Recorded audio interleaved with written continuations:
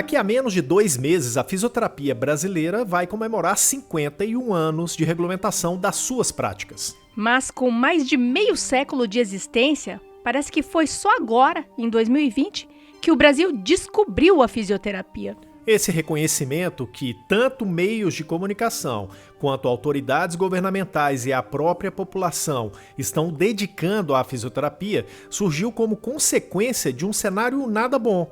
É claro que eu estou falando do papel destes profissionais sobre os efeitos da Covid-19 que levaram e ainda levam muitos pacientes às UTIs. Se as razões que levaram à visibilidade e reconhecimento da fisioterapia pela sociedade não foram boas, o desempenho desses profissionais no enfrentamento à Covid-19, esses sim, mereceram e merecem o reconhecimento pela diferença que fizeram e fazem para a vida de muitos pacientes. E toda essa visibilidade trazida para a fisioterapia, além do aumento da oferta de vagas em hospitais de todo o Brasil e das pautas debatidas no Congresso Nacional, que propõe a abertura de mais espaços de atuação para o fisioterapeuta, dão a certeza de que a fisioterapia finalmente, após 51 anos de história, conquistou seu merecido lugar como profissão de saúde fortemente valorizada. Certo? Pode ser que sim, pode ser que não. Isso vai depender e muito do que os fisioterapeutas do Brasil vão fazer com todo esse capital conquistado durante a pandemia, depois da pandemia. E isso passa por eles próprios compreenderem e se imporem a respeito do que é, do que se trata e do que não se trata o fazer fisioterapêutico. E já existem fisioterapeutas se debruçando sobre essa questão e analisando que, a depender do comportamento profissional dos fisioterapeutas no pós-pandemia, a categoria pode colocar todo esse reconhecimento social a perder. Quer saber o que você pode estar fazendo de errado no seu cotidiano profissional que pode desvalorizar a sua profissão? Continua com a gente neste terceiro programa da série que se propõe a olhar para o que será da sua profissão depois da pandemia. Olá, tudo bem? Que bom que você está aqui para a segunda temporada do podcast Fisio e TO em Movimento. Tudo o que rola na fisioterapia e na terapia ocupacional em um só podcast. Estamos no episódio 72, o terceiro da série especial Depois da Pandemia, que vai apontar os caminhos que a fisioterapia e a terapia ocupacional vão seguir após a fase crítica da pandemia da Covid-19. Eu sou Túlio Fonseca, gerente de comunicação do Conselho Regional de Fisioterapia e Terapia Ocupacional de São Paulo, o CREFITO 3. E eu sou Mônica Farias, jornalista do CREFITO 3. O CREFITO 3 produz 2 podcasts, este que é semanal e o Movimenta, que é mais jornalístico, mais curto e diário. Para isso, contamos com profissionais que atuam nos bastidores, trabalhando para que fique tudo redondinho para você apertar o play e aproveitar o conteúdo aonde estiver. São eles os colegas Rodrigo Cavalheiro, responsável pela edição de áudio, a estagiária de design Eduine Azevedo, que desenvolve as artes, as ações de relacionamento são feitas pela Ana Carolina Soares e a produção do episódio tem a contribuição da estagiária de secretariado Heloísa Passarelli.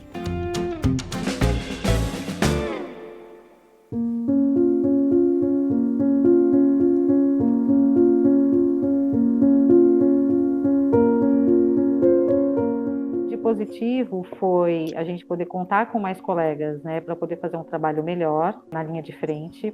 O emprego na área de fisioterapia cresceu muito, a remuneração também melhorou bastante. E o principal, acho que é o reconhecimento, né? Porque a gente sempre esteve na linha de frente. É que agora a gente está vivendo uma pandemia, uma coisa mundial até para a humanidade, mas assim, a gente passou por H1N1, a gente se preparou para o Ebola, aqui onde eu trabalho. Então a gente sempre esteve na linha de frente, enfrentando tudo, né? Só que a gente não era visto, ninguém falava disso. E agora, de repente, todo mundo falou da fisioterapia estando na linha de frente, e para muitos foi uma novidade isso, né? Então tem gente que pensa que é coisa nova, nossa, fisioterapia atua no Covid agora na linha de frente, mas nós sempre estivemos lá. Essa reflexão é da doutora Graziela Domingues, que há 14 anos atua em UTI e hoje está à frente da equipe de reabilitação do Instituto de Infectologia Emílio Ribas, em São Paulo, que é referência para assistência aos pacientes da Covid-19. A doutora Graziella expõe um aspecto favorável para os fisioterapeutas em meio ao cenário global tão ruim. Mesmo tendo estado presente e atuante em outras epidemias e pandemias, em nenhuma delas a relevância do fisioterapeuta para a recuperação do paciente foi tão explícita quanto na pandemia da Covid-19. A área hospitalar nunca foi uma grande empregadora para a fisioterapia e, mesmo com as exigências da RDC 7 da Anvisa, que preconiza um fisioterapeuta para cada 10 leitos de UTI, sempre houve uma luta para que ao menos a exigência de uma equipe mínima fosse respeitada. Agora, com a Covid-19, o que houve foi uma corrida dos hospitais em busca dos fisioterapeutas. Afinal, eles se mostraram fundamentais na atenção aos pacientes nas UTIs. E o fisioterapeuta precisa deixar explícito o seu fazer nesse cenário e precisa saber aproveitar essa visibilidade, como defende a doutora Graziella. O que a gente está fazendo de fato por esse paciente, né? Qual é nosso real trabalho? Qual que é a nossa intervenção nesse caso da pandemia? O que a gente pode fazer para a parte respiratória, para a parte funcional? Vem aí as sequelas neurológicas, as sequelas ortopédicas, que a gente vê que está aumentando muito. Tem muitos pacientes que internam, às vezes, só com acometimento neurológico e a Covid. E é fundamental essa importância, né, do trabalho na UTI, para esse paciente poder sair daqui e ter uma boa reabilitação também, né? Então, o trabalho cinesiofuncional e ventilatório começa ali na UTI. Então, acho que toda essa visibilidade foi muito positiva, não só no ponto de vista de trabalho, mas de campo de atuação e de realmente a gente poder mostrar o que a gente faz ali, né? Que a gente não está ali só para aspirar, a gente não está ali só para apertar botão, que o nosso trabalho vai muito além do que isso. Então, eu acho que esse cenário, né, toda essa reportagem, deu essa oportunidade para a gente que a gente tem que aproveitar. Quando a doutora Graziella fala sobre a necessidade de o fisioterapeuta deixar explícito o seu fazer único e saber aproveitar, em benefício da profissão, toda essa visibilidade, ela está se referindo a uma questão bastante crítica da atuação do fisioterapeuta na área hospitalar. A falta de clareza sobre o que é, de fato, o fazer fisioterapêutico no âmbito hospitalar. E muito da falta dessa clareza se deve a um certo desvirtuamento desse fazer, provocado pelo próprio profissional. É uma construção ou desconstrução de longa data. Quem faz o resgate desse histórico é o Dr. Luiz Antônio Nunes, fisioterapeuta com mais de 30 anos de experiência e hoje parte da equipe de fisioterapia na UTI do Hospital Emílio Ribas. A priori, nós entramos na UTI na década de 80, 90, para agirmos contra a imobilidade, porque aquilo era prejudicial ao paciente, não é? Aquilo trazia consequências deletérias ao paciente. Então, nós entramos basicamente para isso, para abreviar o processo de ventilação mecânica, etc. E fomos incorporando ações do dia a dia na UTI que nos afastou.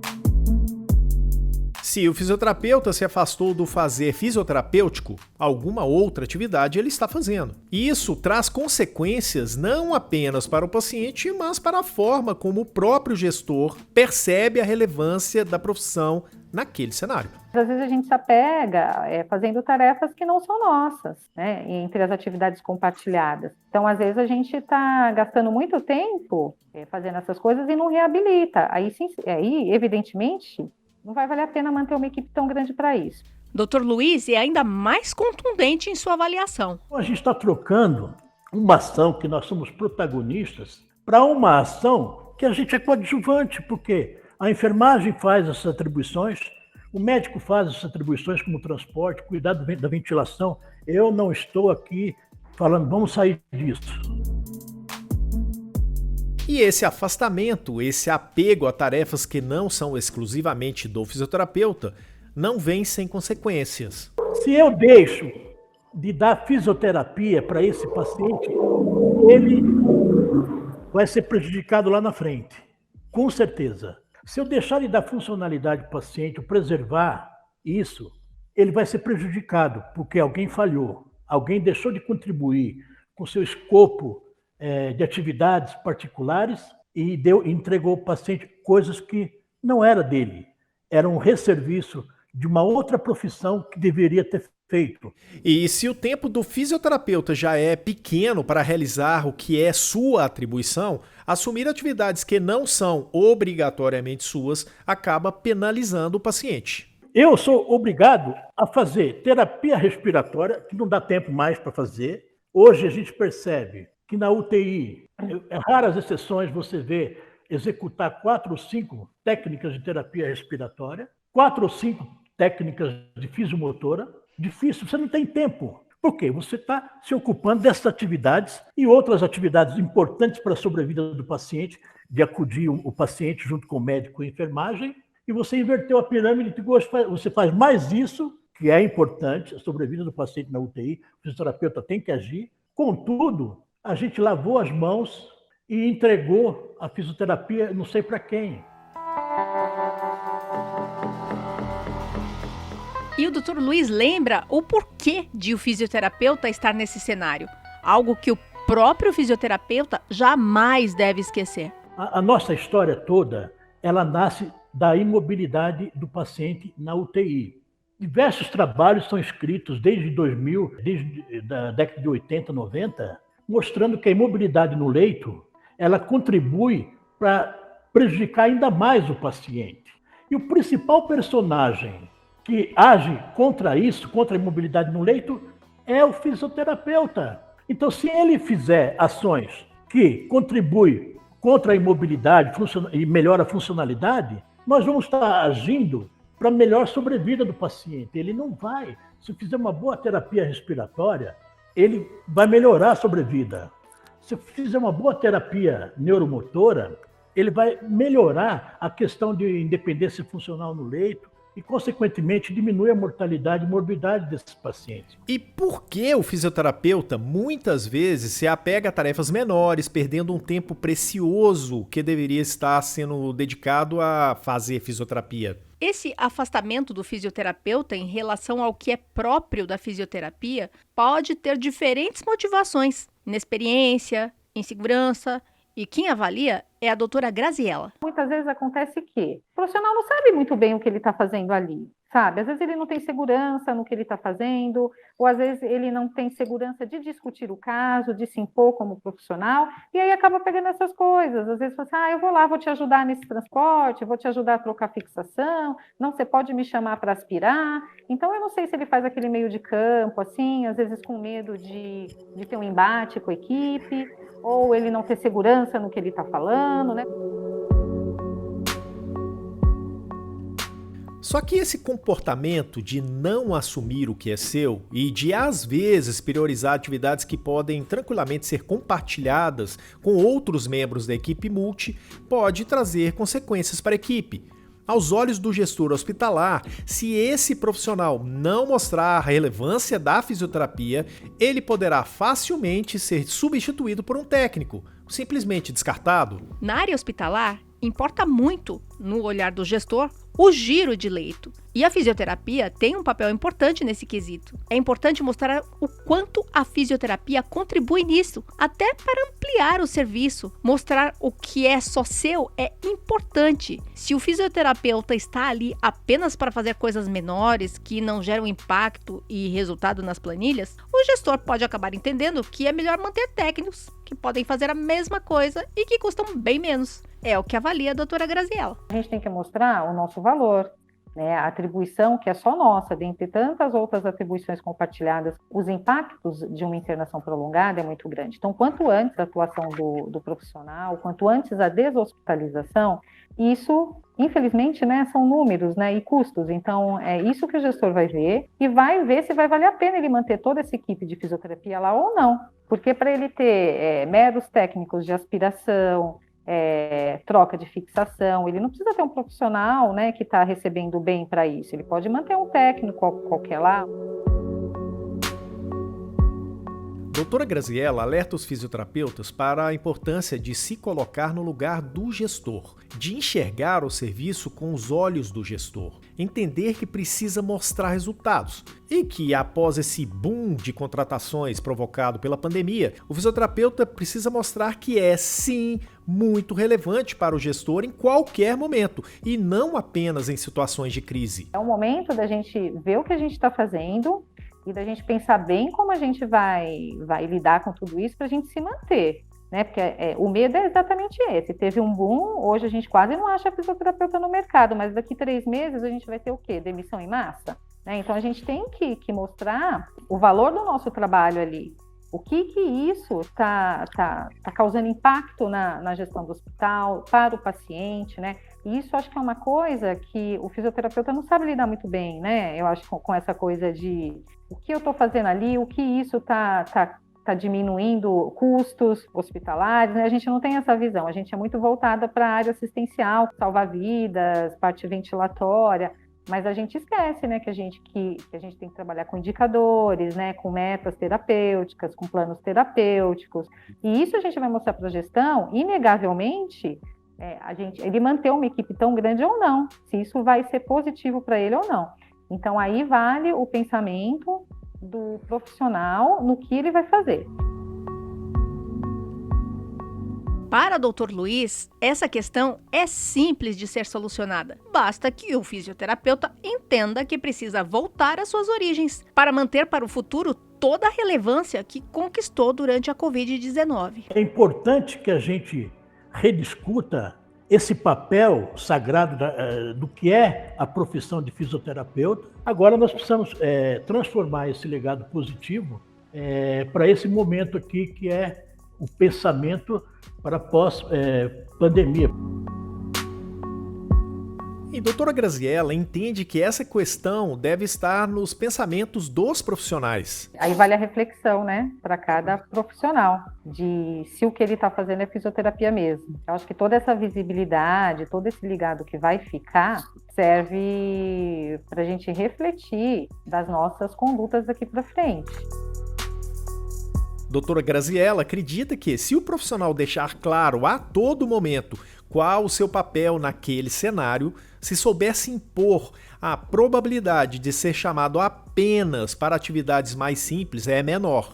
Mostrar para a equipe o seu valor e o seu conhecimento é a chave. Eu acho que a partir do momento que a gente mostra o nosso real valor e o que a gente está fazendo de fato lá, e a equipe vê o resultado, né? Porque fisioterapeuta está lá para fazer fisioterapia. Se a equipe, a enfermagem ou a equipe médica, seja ele quem for, vê que você está mobilizando um paciente, está tratando da funcionalidade dele, ele não vai te interromper para chamar para fazer uma aspiração. Então, acho que vai do nosso posicionamento ali e do que a gente está fazendo lá. Porque tem fisioterapeuta que acha ruim que chama para aspirar, mas infelizmente tem fisioterapeuta que só aspira. Ao ser o fisioterapeuta que infelizmente só aspira, deixando de se fixar naquilo que é exclusivo do fisioterapeuta, esse que infelizmente só aspira, ele sozinho consegue atrapalhar o reconhecimento e o respeito a toda uma profissão. Às vezes eu acho que o maior inimigo da fisioterapia é o próprio fisioterapeuta, né? Porque às vezes até nos hospitais eu falo, olha, isso não é nossa atribuição. Se você quer trocar uma fixação, você vai reposicionar um tubo, a fixação está solta, você está atendendo, você troca naquele momento, porque afinal é uma atividade compartilhada e você está atendendo o paciente, aquilo vai ser benéfico para ele naquele momento. Mas não faça isso, rotina, isso não é sua atribuição. Aí às vezes a gente pega o colega fazendo, mas é mais seguro se eu fizer. Então assim, a gente fala para não fazer, mas tem gente que faz, que fica fazendo, né? Então a gente fica nessa briga. Mas que fique claro, em nenhum momento, nem a doutora Graziella, nem o doutor Luiz propõem o fim da camaradagem e da solidariedade do fisioterapeuta em relação às atividades compartilhadas com os demais colegas da equipe multi. A questão é apenas saber dosar e não se deixar levar pela realização apenas de atividades de auxílio. Isso é enfatizado pelo Dr. Luiz. Eu não entendo aqui que a gente deva crucificar e falar, não vou fazer mais nada disso. Tem momentos que a gente faz isso, mas não que ele seja principal. Não deve ser encarado como atividade principal.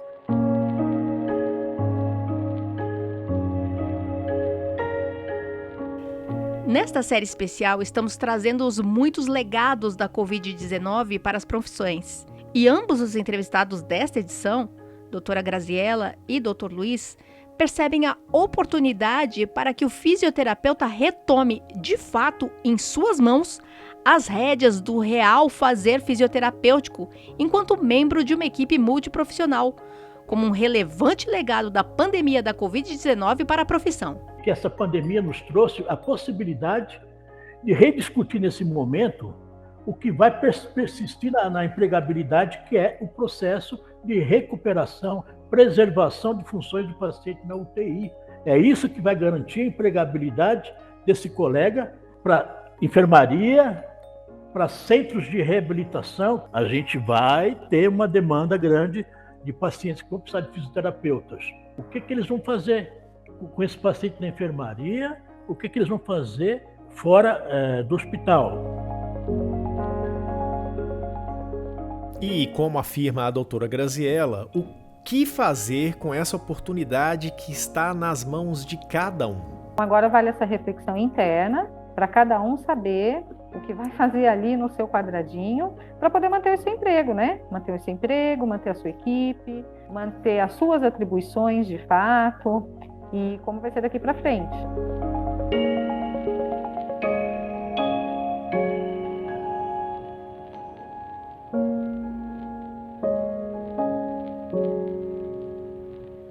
Durante as edições deste especial sobre depois da pandemia, não temos o quadro Fato ou Fake. Estamos fazendo isso de forma diferente. Os debates acontecem nas lives que o Conselho realiza nas segundas e nas terças-feiras. Bom, lembrando, na segunda-feira a gente tem o Juntos com a Físio até o final. E na terça a gente tem o Juntos com a TO até o final. Acesse o YouTube para ver as lives que são realizadas até agora. A gente já está com quase 80 lives desde abril. E semanalmente a gente está enviando também e-mails com os links desta série para que você acesse isso de maneira mais rápida. Então fica de olho também na sua caixa de spam, ok?